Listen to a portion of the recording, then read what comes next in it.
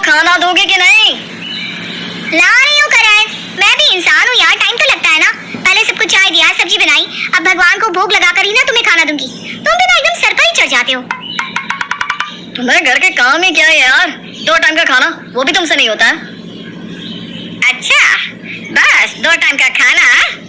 और नहीं तो क्या मम्मी, मैं दिन भर थक हार कर घर आता हूँ, ऑफिस की चिक चिक, बॉस के ताने, और फिर घर पर रेहू के ड्रामा। अरे रात को भी वही चिक चिक। अब भी देखो, अब ऑफिस में इसके कारण लेट हो जाऊंगा मैं, फिर बॉस के ताने कौन सुनेगा, मैं ही ना। सही कहा बेटा तूने, ऑफिस के काम में कितनी मेहनत है, ये रेहू क्या समझे। रेहू कुछ नहीं कहती, चुपचाप सुनती रहती है। आज मम्मी को पता नहीं क्या हो गया है, करण कैसी बातें कर रहे हैं, फिर भी उसी की साइड ले रही हैं। मैं ही पागल हूँ जो सास को मां समझ बैठी। उसी रात करण ऑफिस से समय से पहले ही लौट आता है खाने के टेबल पर। ये क्या है, रोज रोज रोटी भिंडी, कुछ और नहीं बन सकता क्या इस घर में? टमाटर की चटनी खा लो फिर, 200 रुपए की। सब्जियों के दाम आसमान छू रहे हैं और तुम्हें अभी भी ड्रामा करना है। अरे एक दिन ऑफिस की जगह रसोई संभालो, तब समझ में आएगा। हाँ, क्योंकि तुम्हें कोई ऑफिस में रखेगा भी तो नहीं ना। मैं तो रसोई भी संभालूं और ऑफिस भी, और वो भी तुमसे बेटर। इन दोनों के बीच की बहस तो बढ़ती ही जा रही है, दूसरी तरकीब लगानी होगी। करण ठीक कहता है बेटा, बाबू तू रसोई का काम ही छोड़ दे, ऐसा खाना खाकर भी क्या फायदा, क्यों करा? वही तो मम्मी, ऑफिस जाकर दिखाए तब मालूम। एक कुक ढूंढ लो फिर तो करण, क्योंकि कल ही मैं ऑफिस ज्वाइन कर लूंगी। MBA हूँ, कोई अनपढ़ गवाह नहीं हूँ। घर संभालने के लिए अपने करियर का बहुत नुकसान कर लिया मैंने, पर अब नहीं, कुक से करना फरमाइश है।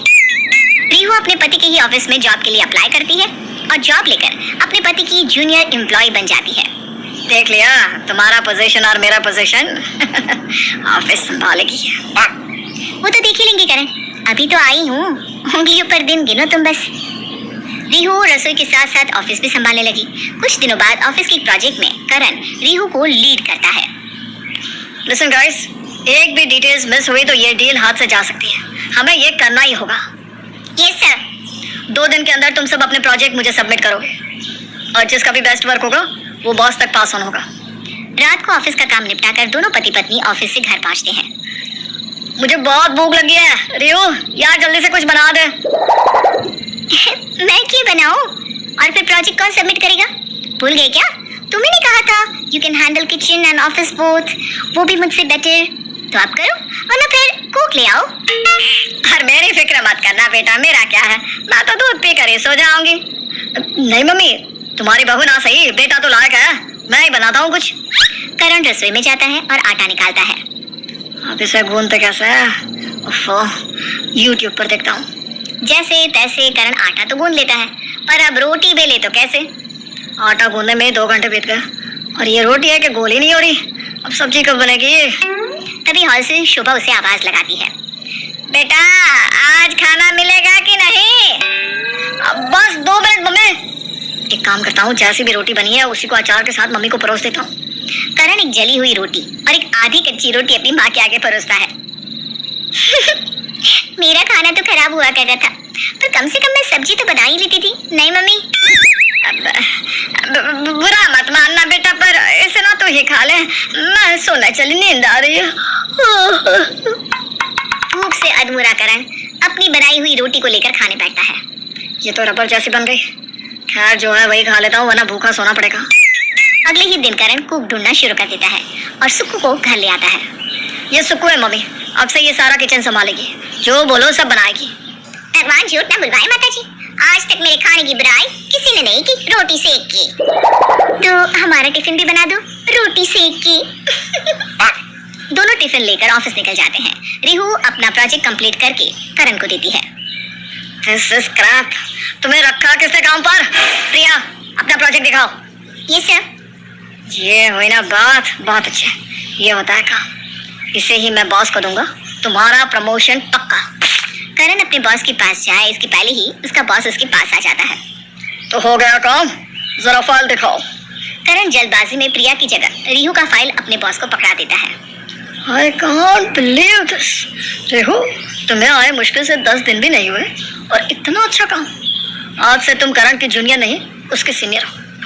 तुम्हारा इस ऑफिस में पर्सनल कैबिन होगा। मेरे ऑफिस में आकर मुझसे मिलो। क्या सर? रियो नहीं सर, सॉरी सर, मैंने आपको गलत फाइल दे दी। अच्छा, तो तुम इस वक्त को रिजेक्ट कर रहे थे? अपनी वाइफ को ही बढ़ता नहीं देख पा रहे करण? तुम्हें खुद पर काम करने की जरूरत है। अपने बॉस की बात सुनकर करण का सर शर्म से झुक जाता है। तभी लंच ब्रेक होता है। सभी साथ में खाना खाने बैठते हैं। रिहु तो आराम से लंच कर लेती है, पर करण जब टिफिन खोलकर खाना शुरू करता है। कैसी कच्ची रोटी है और सब्जी में इतना तेल। इससे अच्छा खाना तो रिहु ही बना लेती थी। ये तो मुझसे नहीं खाया जाएगा। करण बिना खाए ही टिफिन बंद कर देता है। क्या हुआ करण, तुमने कुछ खाया कि नहीं? इतना खराब खाना कोई कैसे खा सकता है? पर सुकु को तो तुम ही घर पर लेकर आए थे ना? करण को कुछ समझ में नहीं आ रहा था। रात के वक्त तेरी सुक्कू तो पहले दिन ही गायब हो गई। 15 दिन की छुट्टी लेकर गई है। घर की लक्ष्मी को 10 बातें सुनाना बड़ा आसान होता है बेटा। कैसा खाना बना दिया, इतनी देर क्यों हो गई? एक दिन कुक ला कर देखा ना तुमने? टिकी क्या वो? तो अब तुम ही संभालो किचन। बहू तो ऑफिस संभाल रही है ना। अपनी सास को अपना पक्ष लेता देख रिहु की आंखों में आंसू भर जाते हैं। मम्मी, आप मुझे माफ कर दीजिए, मैंने आपको गलत समझा। अरे बहू, मैं जानती हूँ। मैंने जानबूझकर अपने बेटे का साथ दिया ताकि वो तुझे ताने दे, तुझे गुस्सा आए और तू ऑफिस ज्वाइन कर ले। और इस नालायक को एहसास हो कि इसकी बीवी कितनी काबिल है। नालायक तो मेरा बेटा है, ना कि मेरी बहू। मैं समझ गया मम्मी, घर संभालना आसान नहीं है। और रिहु ने तो एक साथ दोनों को संभाल लिया। मैं तो एक ही काम में इतना फ्रस्ट्रेट हो रहा था। अब से आप मुझे किचन का काम सिखा दीजिए।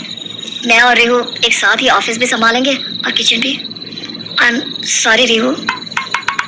सासू माँ की तरकीब काम आ जाती है और इस दिन के बाद उनके घर में कभी कोई आपसी मतभेद नहीं होता।